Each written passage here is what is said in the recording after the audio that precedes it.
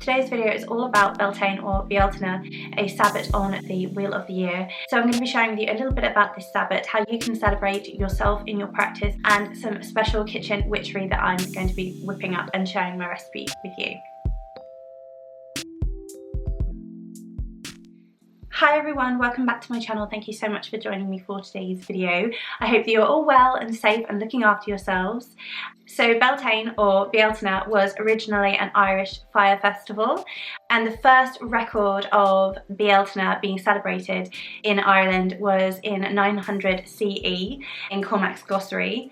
If you know anything about Irish paganism, you may know that a lot of the records that we have were actually recorded by Catholic monks, and so a lot of what we know is coloured with that. So there is actually no record that is found about witchcraft in these records. They do refer to druids. However, it's quite suggestive that these celebrations, these fire festivals, were kind of continued by the Christian folk when Christianity kind of overtook paganism. So it's pronounced Beltaine in the UK. I do like to try to say Bealtaine because I do work with an Irish deity, the Morrigan, and so I like to try to be as correct as possible with what I'm learning and what I'm sharing. So I do refer to it as Bealtaine. It is also referred to as May Day, however, but again, that is more of an English version of the celebration. So Bealtaine or May Day, May's Eve, is celebrated on the eve of April 30th, May's Eve, or on May Day itself, May 1st. It's also been recorded to have been celebrated on the 2nd, so I feel like those few days surrounding it you can also celebrate as well. And I tend to, in my practice, like to feel that I can celebrate for several weeks around a Sabbat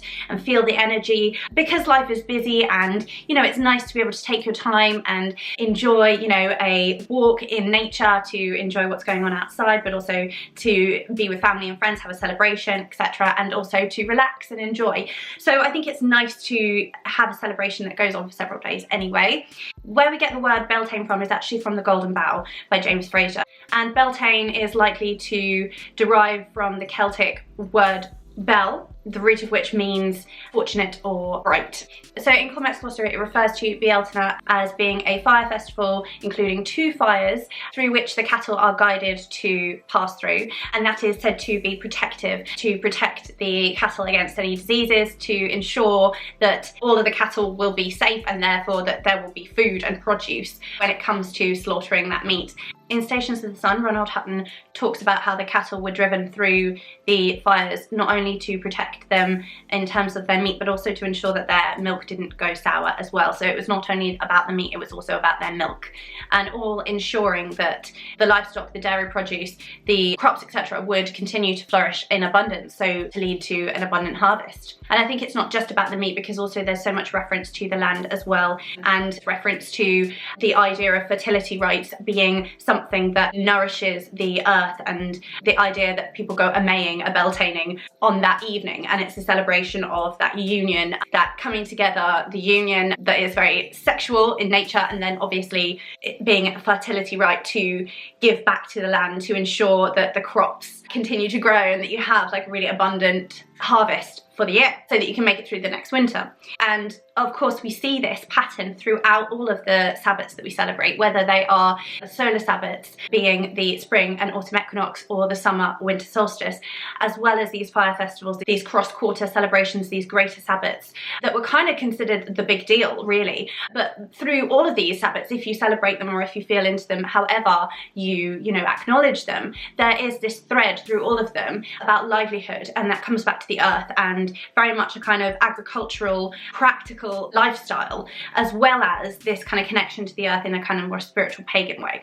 So it kind of is very holistic, it all comes together. So definitely what's really interesting is that these fires were supposed to be protective and were to call in that abundance, but also to protect against diseases. And I feel like we don't see so much of that correspondence these days when it comes to Beltaine. A lot about the abundance, the fertility, and the sensuality, the sexuality side of it, but not so much about the protective qualities of fire. gender. And that's something that I think that we can definitely bring into it in our own magic if it's something we feel we need to reinforce our boundaries or to bring in more protection at this time. And absolutely, I think as a witch, it's so important to be mindful of that and to be protecting yourself in all ways at all times. So just because it's become known as a Sabbat of fertility and abundance and all of these things that we know about it, it doesn't mean that you can't do other magics, and protective magic is a really, really strong thing that you could do because it really does have relevance to the original Irish fire festival. So I think another thing we see through all of the Sabbats is how there are variations on the celebrations, and how at certain points in the year there are celebrations that align around the same time, and some of that has to do with the fact that Christianity took over paganism and then took some of those traditions on for themselves and allowed some of those traditions to continue for the people, because they weren't going to let those rites go, they weren't going to let those deities go. So they turned certain goddesses like Bridget into saints, etc. And I discussed that a little bit more in the Imbolc video. But also there's a sense that, you know, there's different variations on a celebration because of your location and where you are. I think we see this with Bealtaine through May Day celebration. So with the English celebrations of May Day, you get the May Queen and the maypole, and again this very phallic symbol of the maypole being erected, and with the popularisation of the Wheel of the Year and the Sabbats through Wicca, also a religion that has a god and a goddess, and it's very much intertwined with this idea of the god and the goddess coming together in union and then creating new life. But from our contemporary perspective, that can be very, very limiting, especially when we are so much more aware of inclusivity and diversity and the binaries that, you know, so much of our life has been built around for so long, that many people are working so hard to break down, because those do not apply to everyone, and nor should they. We want to make sure that we have inclusive spaces, and I think that in Wicca there are some amazing teachers who are doing that work to ensure that people understand that those spaces are safe as well and are inclusive, because it's not just about heteronormative sex or union, and I want to emphasize that here as well. And I often feel like I trip over my words when I try to talk about this, because I really want to be mindful with my words so that I am being, you know, supportive and inclusive and respectful to everyone at all times. But I also sometimes feel that I'm not the right person to speak to it very much, because I am a cisgendered straight woman. But at the same time, I see it so often in my everyday life.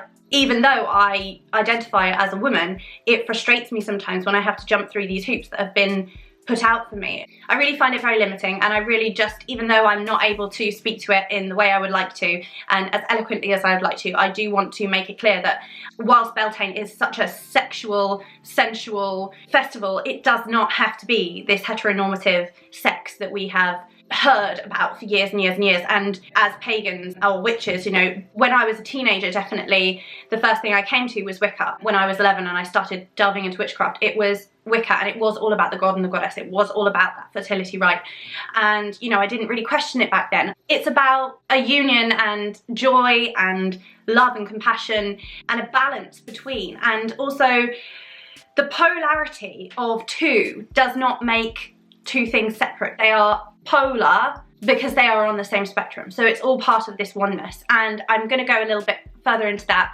in a little bit, because I want to discuss a book that I've been reading recently that I've absolutely loved.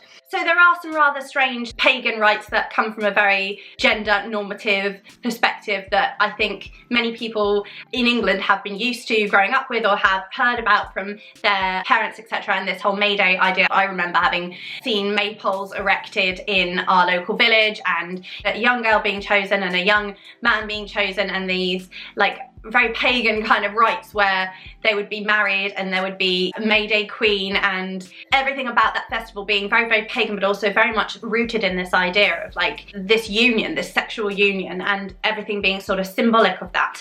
So it's no wonder really that we have struggled to get away from that heteronormative sex. But that is definitely a tradition that has certainly been prevalent in English villages, and along with Morris dancing. I was lucky enough in my previous role to actually interview some Morris dancers that are local to me, and they were fascinating folks. It was really, really fun, really, really interesting, and so very pagan. I was sitting there listening to them, and I was thinking, wow, this is so witchy. It was just fantastic. So much beauty and joy in that dance, and in the intertwining of the ribbon on the Mayday pole and the dance, the rhythm. It's a very, very beautiful rite. I just feel that bringing it away from that sort of heteronormative gender binary aspect is quite a good thing. So maybe keeping certain parts of the ritual and then doing away with other parts would be good, but again, it's just personal preference. I would rather not see two young people being sort of forced into this kind of pretend marriage ritual because it mirrors the god and the goddess coming together and their union, etc. I just think we've gone beyond that a little bit now, but I do believe in ritual and also that changing, and that's what folk traditions, that's what folk magic is. I feel like it has to change and evolve with the people. We are a people now who are much more aware, and that's where it should be, you know, because not everyone fits into those small boxes. So for the Irish, Bealtaine was a really important fire festival because it was so protective. It was such an important rite for them to be able to do this, to make sure that they had that security going forward. And I love that a lot of these rituals are bound up in the earth and the practical nature of what life was really like. You know, you didn't have convenience stores and you didn't have supermarkets, so you couldn't just go out and buy what you needed, and you had to live off the land. And I think it's very, very beautiful to kind of mirror that in what we do. So there is a really, really beautiful rite for beauty, glamour, love magic, which I'm sure a lot of you have already heard, but a really, really beautiful way to celebrate is to take a cloth out with you in the morning and gather up the dew on the cloth and the grass and the trees and wring it out, and then you can wash your face in the dew, and that will enhance your youth and beauty. You can also use this as part of love magic to prepare yourself for a date or time with your partner. I think that's really lovely, and incorporate it into your beauty routine, etc. And you can do it at other times of year as well. It's really, really lovely to do it on Fridays, which is the day of Venus. That's a beautiful day to do it on. I would also definitely do this on a waxing moon as well. Really, really beautiful and enchanting, and just so simple as well. So definitely throughout summer and spring you can do that. I don't think in winter I'd want to do that so much, but yeah, here in the UK definitely spring, summer you can do it. And on Bealtaine, on May Day, first thing in the morning, it's going to be a beautiful, beautiful thing to do. So I definitely recommend you do it. Just make sure you're doing it somewhere safe, somewhere, you know, not on a dog path or where there are lots of cars. Just make sure you're kind of protected. Another tradition for Bealtaine is that folks will gather at midnight on May's Eve, and they will gather flowers to bring it into their home to decorate with, and in that way kind of honours the season and the beauty of that. Another common tradition is to make offerings to the fair folk, the fae, the fairies. I've read and heard that they prefer to be referred to as the fair folk and not the fairies. I don't tend to work with fairies very much in my practice. I have read about them and I've left offerings in the past, which some people would probably advise against completely. However, I don't do anything other than that. I've never requested anything or made any kind of promises. I have made an offer simply to honour them in that way, and I'm very careful not to say thank you and such, because yeah, that can be just tricky in the world of the fae. So do your research, do your reading before you commit to making offerings to the fae, but it is something you can do, and I personally feel that it is something you can do without committing, as long as you do it in the right way. But I would be careful, and some people will probably say don't even bother unless you're going to carry on. But yeah, I don't feel that I've had any negative effects by making an offering to show honour and reverence at this time of year at all. So I personally would do that, but other than that I do not work with the fair folk. So as with the maypole, garlands are really popular, flowers, etc. And there is a tradition as well that this time is really healing. And often children with ailments were passed through holes in standing stones. There are still some of those in England as well, and people often walk through or pass children through these standing stones to heal themselves, and it's something that was popular at this time of year. The maypole itself was traditionally made from birch, and birch was also given to lovers as gifts. May was traditionally considered an unlucky time to get married, and instead it was a time to consider divorce, which I find very interesting considering the ritual of the maypole. So once again, as with Imbolc and with Samhain, you have people going from door to door. They were called mayors, and they would ask for dried fruit and butter and eggs and cream and such sweet things, and they would perform in return for those. Generally it was a ritual to celebrate generosity and foster a kind of community spirit. As well as the cattle being driven through the fires, many people would also jump the fires, and that was a kind of sign of good fortune and, you know, for good luck, wealth, abundance, prosperity. And also in the antithesis to the tradition that has been documented, many people actually do perform hand fasting ceremonies around May Day, around Bealtaine.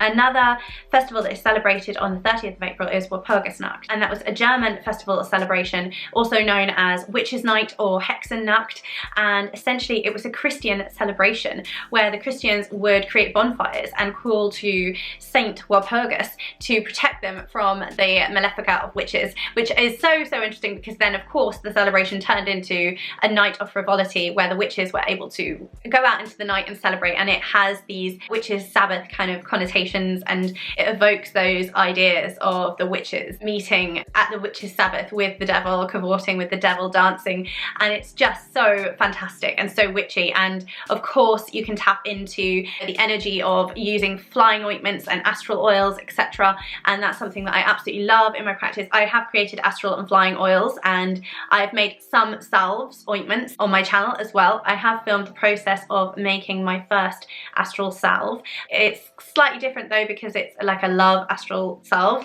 and I will be showing that on my channel soon, so if you're interested then do subscribe and you'll be able to see that as well. It was a really beautiful process. If this kind of resonates with you, if you're a traditional witch or a folk practitioner, like this kind of sings to you more maybe than the traditional May Day or Bealtaine celebrations, absolutely tap into that energy, that fiery energy. And in this book, which is one of my favourites, The Witch's Wheel of the Year by Jason Mankey, it's a fantastic book if you are a solitary practitioner or if you have a coven, for the whole wheel of the year. And in this book Jason Mankey does discuss the origins of the celebration and generally posits that they probably aren't connected because of the distance between the two places, and that they just happen to fall at the same time because of the energies of the season of the year. And of course that's a really amazing way to celebrate, to tap into those energies and to sort of intuitively go with whatever feels right for you at the time. So there is a lovely poem in one of my favourite books, and that is The Druid's Herbal for the Sacred Earth Year by Ellen Everett Hoffman, and the poem is from Dylan, early Irish literature, and it goes as follows. Green bursts out on every herb, the top of the green oak wood is bushy, summer has come, winter has gone, twisted hollies wound the hound. The sun smiles over every land, a parting for me from the brood of cares. Hounds bark, stags tryst, ravens flourish, summer has come. This book also makes mention of Boann, the goddess who was honoured at Bealtaine, and it discusses how she approached the well circled by 9 hazel trees. The nuts that fell from the trees had the property of bestowing all knowledge on whoever ate them. Only the divine salmon of knowledge that lived in the well had permission to swallow the nuts. Even the gods and goddesses were forbidden access to the well. Boann dared to approach the sacred well, but as she did so, the waters rose to drive her away. Thus the river Boann was born, spreading the blessings of the water and the wisdom of the salmon throughout the land. And again, if you have seen my Imolc video, there is a little bit about Boann in that as well, and her relationship with the Dagda. It's so interesting. So popular offerings, if you are going to make any to the Fae or to a deity that you work with, if you work with any Irish deities such as Boann or Bridget or Morrigan, obviously depending on the goddesses or deities there may be differences in what you want to offer, and also considering your own personal experiences in your life as well as your UPG. So, you know, take whatever works for you. But some lovely things to offer at this time of year are milk, dairy products, butter, honey cakes or pancakes, pound cake, anything buttery, milky, anything with honey, oats, etc. Those kinds of things are really beautiful. Lavender cake is beautiful, lemon cake, any kind of buttery cake at all is really beautiful. Again, you want to be really careful about things like dried fruits. If you make anything with dried fruit in it, just be really careful if you're offering it outside. Those dried fruits can be toxic to animals and wildlife. And anything involving salt as well, don't spread salt out on the earth because it will kill the earth. Also, if you do yourself consume alcohol and it's safe for you to do so, you can make an offering of alcohol to a deity or to the Fae. Things like mead, honey mead are really beautiful. Any fortified wine, sherry, port. The Morrigan absolutely adores red wine, as she does a good whiskey, and in my experience she loves a single malt, and it doesn't matter if it's Scotch. I do try and offer her Irish whiskey though, but yeah, in my experience she will have either. She does love a glass of red wine as well. You can also offer water, of course, so don't discount that. Of course, offerings do not have to be material as well. You don't need to offer things that cost you money or big crystals or anything like that. If you wanted to offer something that comes from nature, that's a really, really beautiful way. You could decorate your altar space with that, with things that you find in nature at the moment. Acorns and such, that's a really, really beautiful way to go. Flowers, etc. Fresh flowers. It might be nice to get a potted plant rather than picking flowers or buying cut flowers and making an offering to the earth. You can do so by literally planting a tree, as long as you're allowed to do so in such an area or in your own garden. Plant flower beds or herbs or shrubs or vegetables, etc. in your garden, or if you don't have a garden space, if you have a balcony, having herbs on your windowsill, planting something special, nurturing it, taking care of it, any kind of house plant. Even if you're a city witch, you live in the city, you don't have access to a large amount of green space, you can still have a practice that includes herbs and that kind of natural magic as well. And of course, your offerings can include things such as singing, poetry, dance, making music, reciting of a story. That's what the bards were. They were storytellers. So, you know, that kind of thing is really, really beautiful. Even just reading something like a poem out of this book, you know, is a really, really beautiful thing that you can do. To get out and do a nature walk, I love doing this at this time of year, to lie underneath the stars in a field, bathe in the moonlight, which of course there won't be much moonlight, but it will be a waxing moon because we'll have just had the new moon, solar eclipse. So it's really, really beautiful to do any of those practices, you know, spending time in meditation at your altar, spending time reading around deities or the fae can be an offering in itself as well. So there's really, really beautiful practices to do and engage in.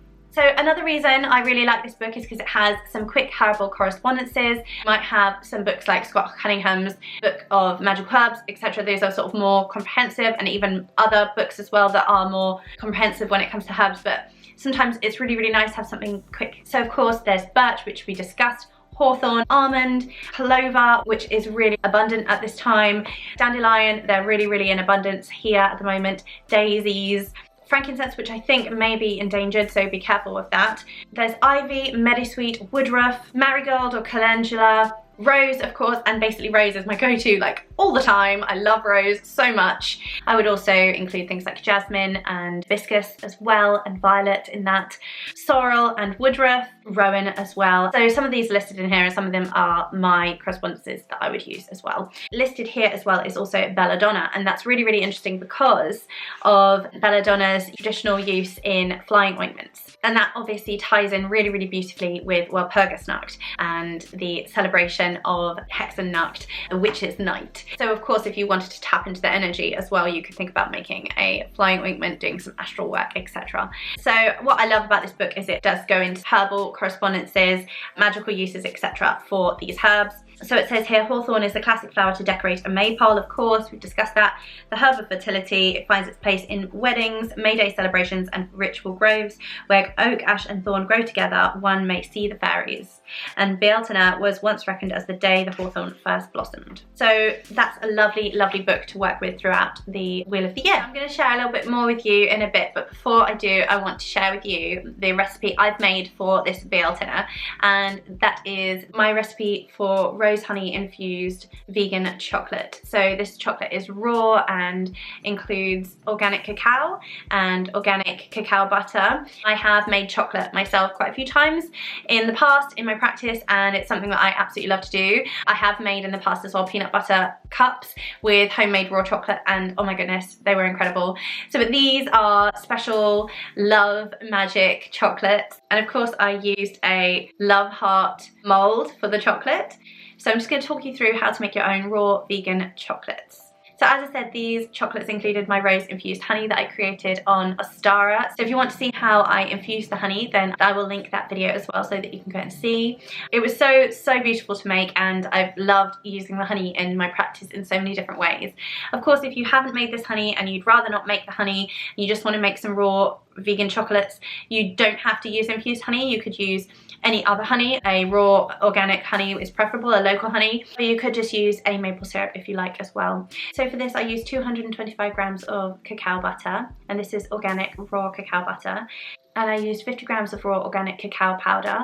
I then used 60 grams of maple syrup and 25 grams of my rose infused honey. My honey was also raw local honey. I also included half a teaspoon of sea salt, and I included probably nearer 2 teaspoons worth of vanilla extract. You can just use 1 teaspoon though if you would rather not use so much. I think it was probably about 1.5 teaspoons of vanilla extract that I used. I also used some edible rose petal buds to sprinkle on top.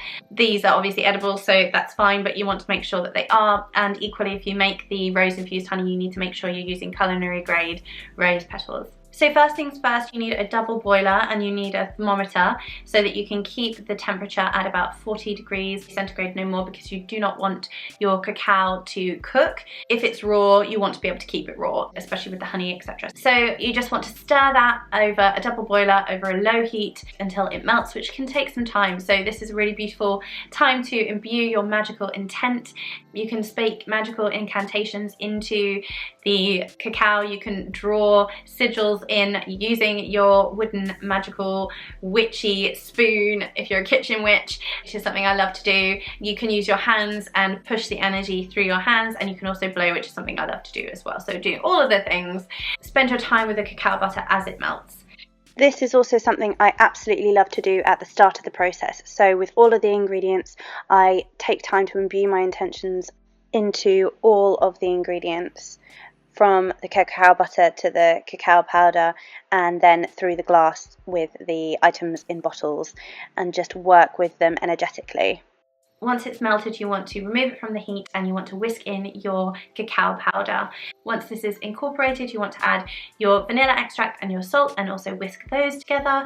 And of course, you want to add in your maple syrup and your honey. Now my honey was quite solid, so I needed to warm it up as well slowly so it melted evenly into the chocolate. So I melted my honey as well, and then I added it to the maple syrup before incorporating that into the chocolate and whisking it all together. And then you just pour it into your mold and decorate it with the rose petals, or if you want to decorate it with something else, you can add whatever you want to this. If you wanted to use almonds, because almonds are really perfect for this time of year as well, you can use almonds or hazelnuts if you're into hazelnuts. You can do whatever you want with this, and you know, you might have other correspondences that work, like walnut or cashew nut. You know, cashew nut, I always think of like abundance and wealth and riches, and I find cashew nuts to be quite sensual as well. Like, I feel like they're a bit of an aphrodisiac, so go that way. And I absolutely love adding nuts to my chocolate as well. You can add things like dried fruits if you like. Again, like I said, chocolate and dried fruits really not good for offerings, so this isn't going to be something you're going to want to put out for the fae or for your deity if it's outside, you know. But by all means, if you work with Aphrodite or Venus, you may wish to put this onto the altar for them to show your love at this time. And I know this is a very romantic kind of working, it's a very romantic kind of recipe, but you don't need to be in a relationship to do this. And now for me, my intentions were around my partner and I love magic. I'm doing that, but it's not necessary that it has those intentions for you, you know, because this can be about self-love for you. It's just a really lovely way to create some magic at this time of year, is to get into the kitchen. But you can also do other things. If you wanted to bake a cake, if you wanted to make brioche, that's a really beautiful thing to make, or a honey cake, honey loaf, a lemon drizzle cake, or a lemon and poppy seed loaf. I'm planning to make a blueberry butter cake for my family. So yeah, there's lots and lots of different things that you can bake. There's loads of recipes on the line, so do check those out. You know, you could make an infused wine, you can make shortbreads with rose, you know, as long as it's culinary grade, you can make shortbreads with rose infused syrups, hibiscus syrups, violet syrup. The world is your oyster. Celebrate in a big way or a small way. Do one thing or several things. Just do what feels right for you, what calls to you know, and that's a really beautiful way to celebrate. Another book that I wanted to talk to you about is this book by Tiffany Lazic. This is The Noble Art, and this follows on from her first book, The Great Work. So Tiffany Lazic is a spiritual psychotherapist with nearly 20 years of experience in transpersonal psychology. So this kind of bridges the gap between psychology and holistic healing and spirituality, and it's very witchy. And the best way to work with this is to just dip into where you are, so to read the introduction and then dip into where you are. I got this through the Witch's Book subscription, which I will have my links to below, as well as the Witch's Box. And if you subscribe, although you might not get the book the month that this pertained to, you can still see the interviews that happened between Elena and the authors, so you can click those links if you're interested in subscribing. So what I am doing is working through this essentially, and the work that it goes into is the deep shadow work of the witch for alchemizing, and it's really, really powerful work. So I went straight to cycle 4, fanning your spark into flame, which corresponds to Bealtaine. There is terminology here that relates to the specific system that Tiffany has created that you need to work through yourself, so I won't labour too much on that. Essentially, Tiffany discusses how Bealtaine relates to the passion and the zest we have for life, stoking that inner fire, that inner flame, which I find absolutely so powerful. It's about the pleasure that we get from life and the pleasure that we get through our connection with others. Tiffany uses the analogy of the maypole to discuss the rhythm of that balance between the two coming together as they intertwine and interweave with one another, and how there's that passivity and that receptivity, as well as that active energy pushing out component. And obviously, you know, that kind of relates to the masculine and feminine energies, which of course do not correspond to gender. But because that language is already gendered and charged with the way that, you know, we've been conditioned for so long, I do prefer to refer to it as receptive or active. But I do believe, obviously, when people discuss the divine feminine, the divine masculine, those polarities, they are part of the same axis. They are part of the same, they are part of one. But it does not mean male, female, although the language is gendered, so I do prefer to just use that active, receptive terminology instead. Tiffany discusses this because it relates to where we are in the seasons. So in the Northern Hemisphere, of course, we are celebrating Bealtaine, a celebration of life, fertility, abundance, typically. And in the Southern Hemisphere, they are celebrating Samhain, which is, of course, about death and rebirth. And that essentially is the axis of life, death. And they are not separate, they are one and the same. And that is what we are being continually reminded on this cycle. And the two are maybe polarities, but they are one and the same. And they come together really, really beautifully. And so you can celebrate all aspects, all facets of that. The topic that Tiffany goes into here, though, is about striking that balance in relationships and in connection to others. And the metaphor of the dance between two people as they learn and grow together. How there needs to be a balance between giving and taking.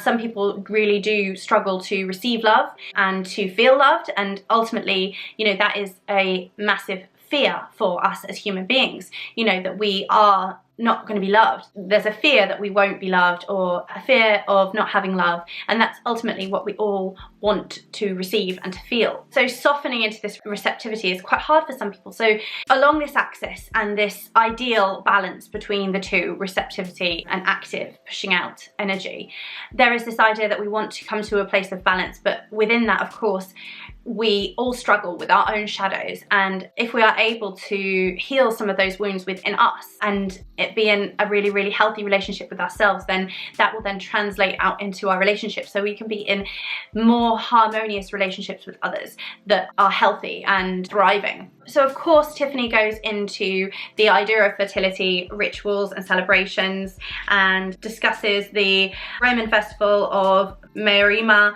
and the Greeks honouring the fertility goddess Mayos, and then ultimately discusses that this is a time of needing to open our hearts to love, to being able to receive that love, and then to heal any of those wounds that we have within ourselves.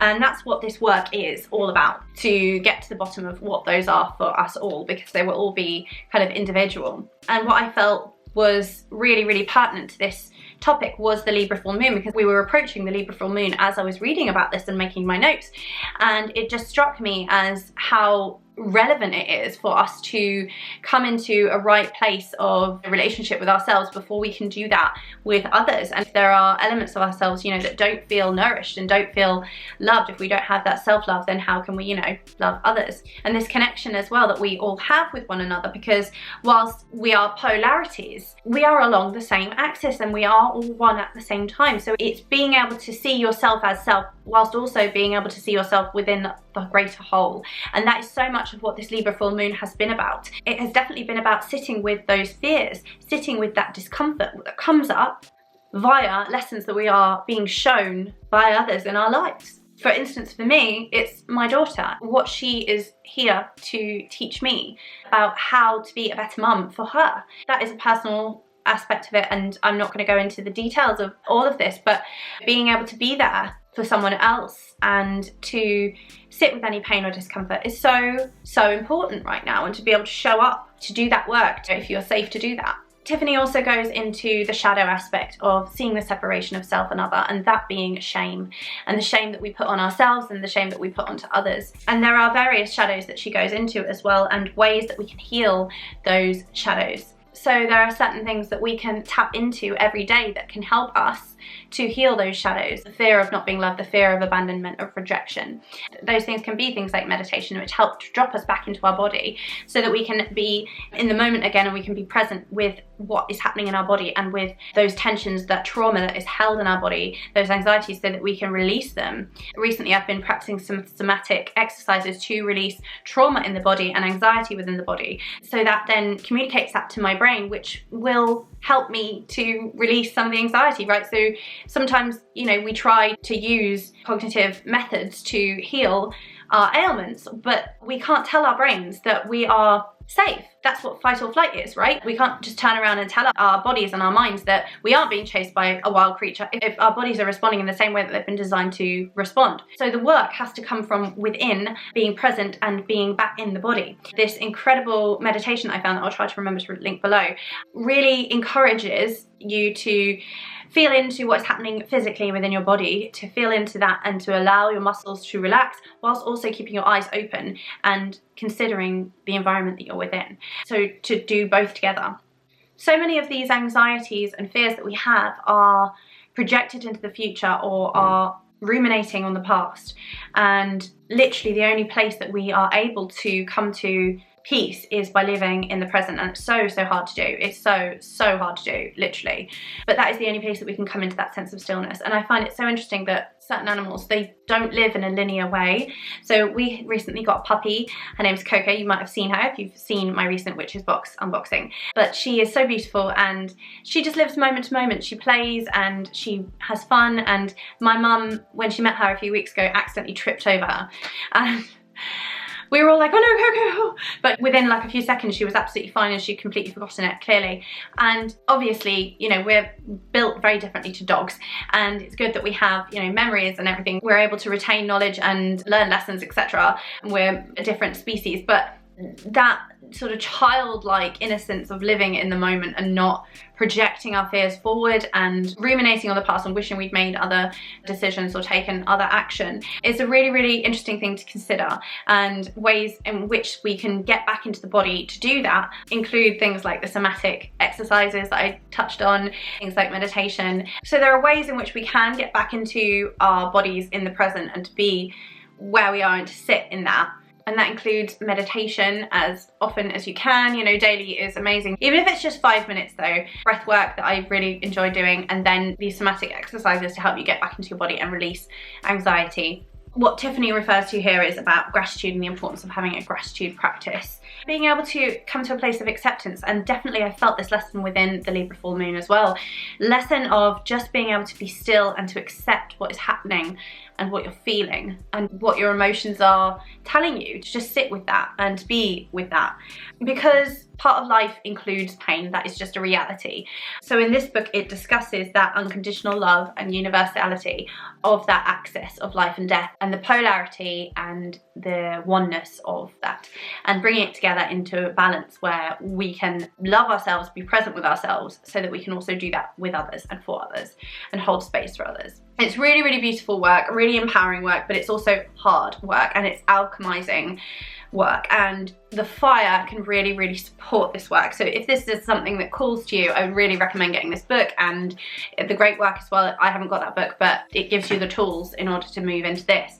But we can use the symbol of the flame, we can use an actual flame as a symbolic representation, or we can use a flame that we stoke within us through meditation and through breath work to stoke that flame within us. You can use the yogic breath of fire to bring that fire up. Do see it in my heart space, but also that energy, that will, life force within my center, my solar plexus, and you can allow that spark to grow, to fill your body and to project that outwardly. And you can also empower that flame to do whatever it is that you want it to do. So if you wanted it to be a protective flame, it can be a wall of protection. If you wanted it to be a flame that engulfs fear or pain and that transmutes that. That's a practice that you can use as well. So it doesn't have to be just a flame in front of you. If you have a bonfire, amazing. If you have a hearth fire, if you have a wood burner or anything at home, amazing. If you don't, you can use a candle. And if you can't light a candle, you can literally just do it within, through meditation, through breath work, breath practices, and stoke this fire and project it outwards in a way that you want to. And that is an energetic spell, essentially, that you can do to tap into this energy of creativity and fertility and abundance and growth and protection, that fiery protection. And in this book, Tiffany talks about inner workings, claiming the 3 fires. Fire is a great transformer. Being alchemical, it shifts earth into ash, water into steam, and air into the unbearable lightness of being. In the alchemical stages of healing, and there are 3 distinct types of fire.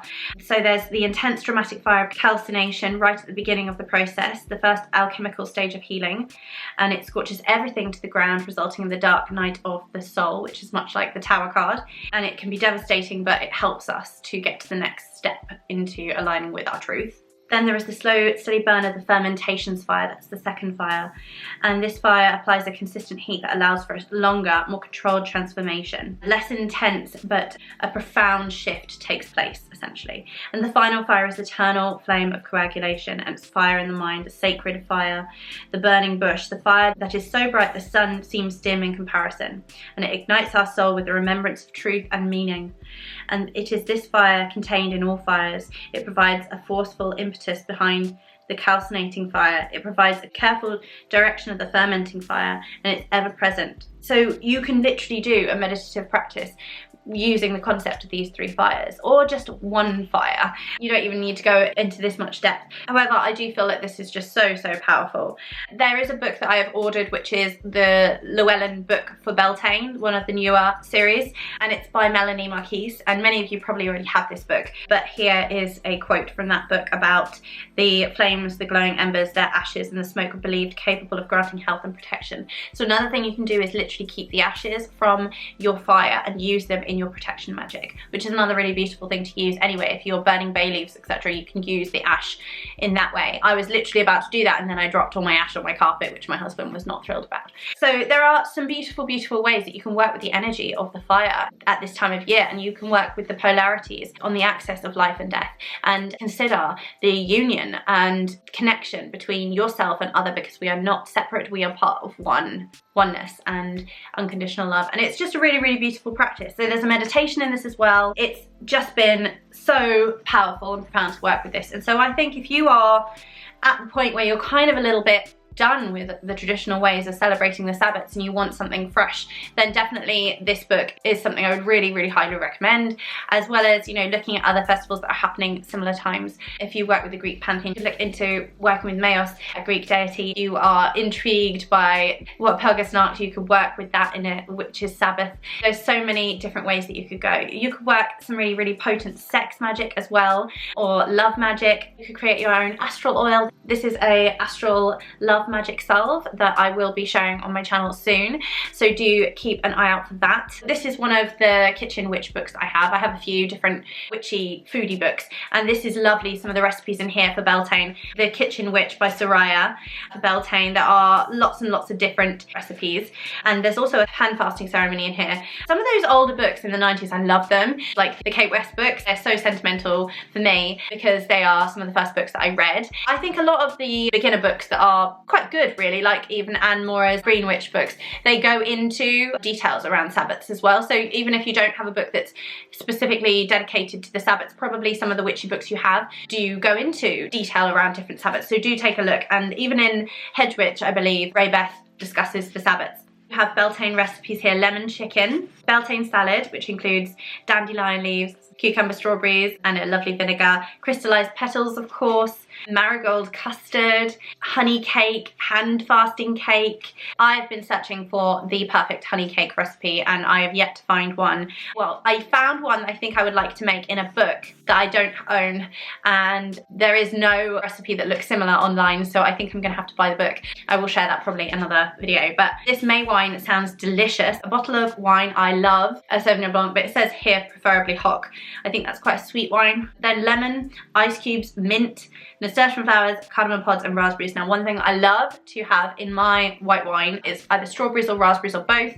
Mint, sometimes I have grapes, but I love, love, love that. And I also like, since making my rose infused honey, which does come into this, and I will leave a link to if you want to see how I made that. I absolutely love that. It was so fun. Since making that honey, I have used it in various different recipes, and it has been so, so beautiful to add to red wine. It's just, oh, so yummy, and really, really beautiful for like love potions and stuff if you are seducing your other half, and make sure that they know. So just don't do anything against anyone's will. This isn't like a virtue signaling kind of thing. I just have ways that I want to do things in my practice. You know, however you want to practice, do you, but I would just not advise against doing anything against anyone's free will. I personally wouldn't do that, but yeah, my husband is well aware of what I'm doing, so that's fine. Then here, an elderflower cordial, which I did make an elderflower cordial last year, and that was really lovely. I'll try and include that in the cards above as well, so you can see how I made that. Beltaine bannock as well, which is an oatmeal cake. So lots of lovely recipes in this book, which is fantastic. And then you probably do have some recipes for different Sabbats in some of the books that you already own, so do take a look through your bookshelves. The last thing I want to share with you is the latest Seasons of the Witch deck, which is the Beltaine Oracle by Lorraine Anderson and Juliet Diaz, illustrated by Giada Rose. And this is part of the collection of the Seasons of the Witch oracles, of which I have the Samhain Oracle and the Yule Oracle, which are the ones that have come out so far. So I'm looking forward to all of them coming out and having all of them. I know it's a weird collection thing. I made a video last week that's now been uploaded. It's the latest Oracle and Tarot decks in my collection, and this literally arrived like just after I filmed that video, so I didn't include it, but this is where I'm going to share it. So this is a beautiful deck, and it's mass market, so it's easy to get hold of, and it's a lovely way to celebrate. You know, if you don't have many decks but you want to tap into the energy of Beltaine, Bealtaine rather I should say, and you want to use some of these cards maybe on your altar, or you want to use a deck like this in your readings for this time, I think it's a really, really beautiful way to do that. So I'm just going to share these cards with you. First of all, here are the backs, very, very beautiful, and you've got this like honeybee theme throughout, and then the beautiful gilding, which I am a bit of a sucker for gilding, I must admit. So this is not in the right order anymore, but I'm going to share with you. You got ribbons. I actually can't see what they all say, so it's really beautiful. The illustrations are just fabulous. The colours, the energies represented, etc. Just really, really stunning for this time of year, and working with the energies of Bealtaine and this life-death axis that we've been discussing, you know, working on those shadows, those fears. It's just a really, really beautiful way to work with the energy.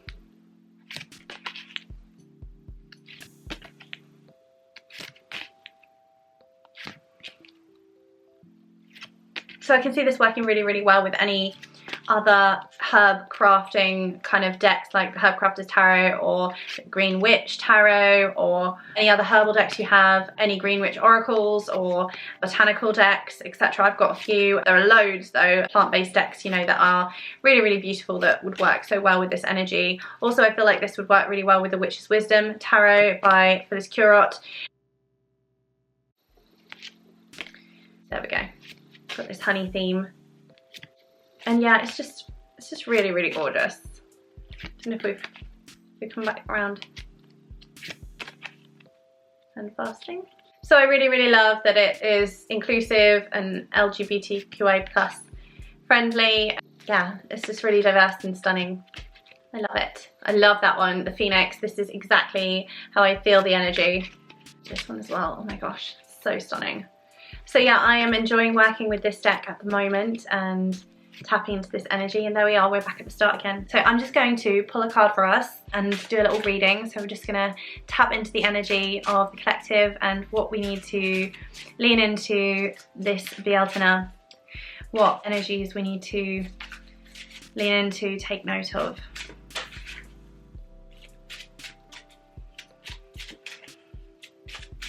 What message does the Divine have for us as a collective this time?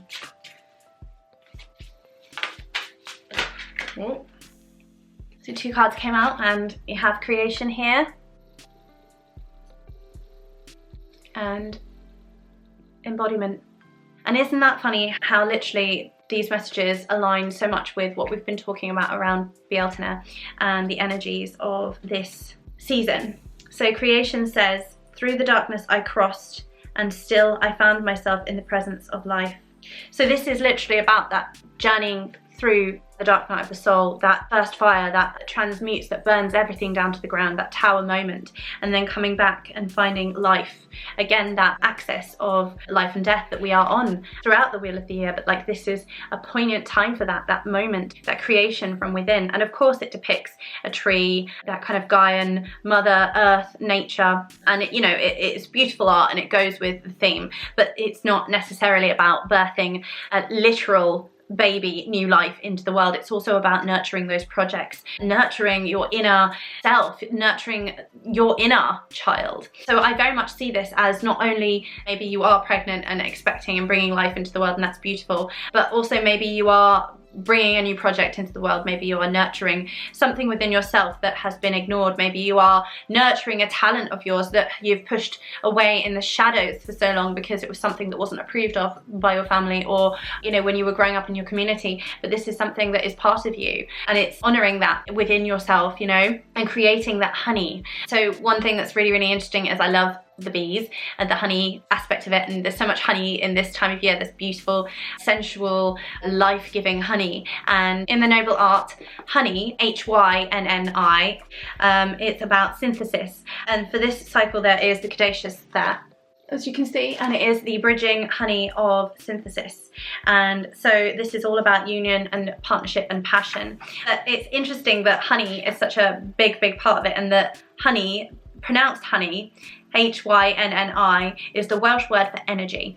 So it does come back to that Celtic fire again. It's not necessarily the Irish fire, but I feel like all of this kind of intertwines, and it's really, really beautiful. So there's that energy, that beautiful energy within that honey. Honey as in honeybee honey, and that honey, that life-giving honey, also so sweet and sensual, but also then that honey of synthesis, that rebirth, the union of self and other that we've been talking about, and that creation that comes from within, you know, nurturing that growth. And then the embodiment.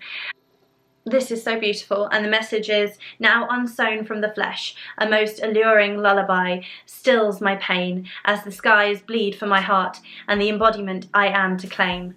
So within this figure is so beautiful and is present and still and embodying everything around her. She is literally witnessing everything, and it's exactly what I talked about with that somatic exercise, where you are meditating on being present and being still within and being physically here, which is work that we do as witches, right? But also you are connecting. You are in connection, in partnership, in union with the world, the greater world around you, and you're embodying this. And you're embodying this moment of oneness, of this connection, this divine love that holds us all. Now unsown from the flesh, a most alluring lullaby stills my pain as the skies bleed for my heart, and the embodiment I am to claim. So it is being embodied in that present moment that we are able to heal those wounds, and it's just such a beautiful, beautiful path. I just love how the cards we pulled literally mirror everything that we've talked about in this Bealtaine video, and it's these moments when you get these synchronicities, when the messages come through and they are just so on point, they are so powerful, and they are exactly what you need to take from it and the lessons that you are being shown. And it just goes so much deeper than a festival of fertility, doesn't it? It just really goes to show that we can go beyond this gender normative language and way of seeing things. It's not just about a god and a goddess running around producing offspring. It's about so much more than that. It's about coming into union with ourselves and being in a right relationship with ourselves, so we can, you know, be that for others as well, and out into the world, and project that love out into the world. So I have talked for so long, I've been filming for so long, and I really, really hope that I can edit it down and it's not so long in the end, but I hope that it has been useful and enjoyable for you. I hope it's been educational and and that it's been supportive and inspiring for you, that you know you can take some of these practices. I would like to share with you, I do have a Patreon page that I have literally just launched, and I'm so excited to share it with you. At the moment I'm offering one tier to support me to continue to make free content here, where I'm sharing educational information as well as personal witchy vlogs, etc. What I'm doing in my own practice, I share a lot of spells and rituals and recipes of my own, and to do that I'm so grateful to receive any support at all to help me to continue to do that. So over there you can see there's one tier, and I plan to expand and to add further tiers, and I'm not entirely sure how I will structure it yet, but I plan to offer some tarot and oracle readings. I also plan to offer exclusive spells, rituals and recipes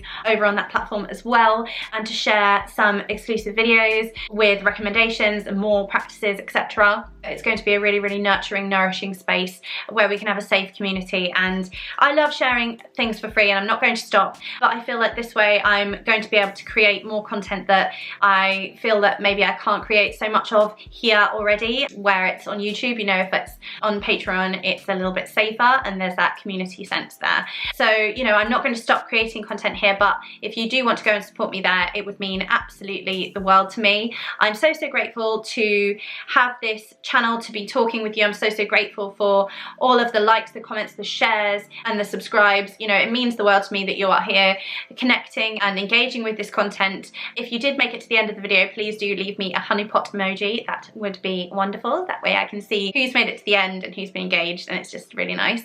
So yeah, if you do want to go and support me over on Patreon, I would be so grateful. There are other ways to support me as well though, if Patreon isn't for you. I have a buy me a coffee page where you can donate a coffee to me to show your appreciation for what I share here, or I do have a direct PayPal as well that is linked below. I also have an Instagram page and a TikTok page where you can also follow me and support me there as well. Instagram is a lot more active at the moment than TikTok just because of time and commitments, etc. But I am absolutely loving making content there, and it's more regular and it's easier to show you exactly what I'm doing in the moment, so you can get more of a picture of literally what I'm doing. So I share some of my own practices as well as some magical tips and musings and some recipes that I'm working on, as well as astrological content as well. On my Instagram I also offer tarot spreads for the full and new moons. So every time we have a full or a new moon, I create tailor-made spreads for that lunation, which include information about the various different aspects and how that is colouring the lunation and how that might impact on what you are feeling at each time. And that at the moment is free. However, at a certain point I probably will put that on Patreon. But if you want to see some of those spreads, then those are shared on my Instagram page, and you can go over and try out some of those spreads and share them with me and tag me. Also, if you've been watching my channel and enjoying it and you're not yet subscribed, please do subscribe, and while you're subscribing, don't forget to hit that little bell notification, because that's how YouTube is going to let you know when I create and upload videos just like this. So with all that said, thank you again so much for joining me. I hope you stay well and safe. Have a blessed Bealtaine or May Day or Walpurgisnacht, however you choose to celebrate, and I look forward to seeing you again in another video really soon. Take care. Bye. Mwah.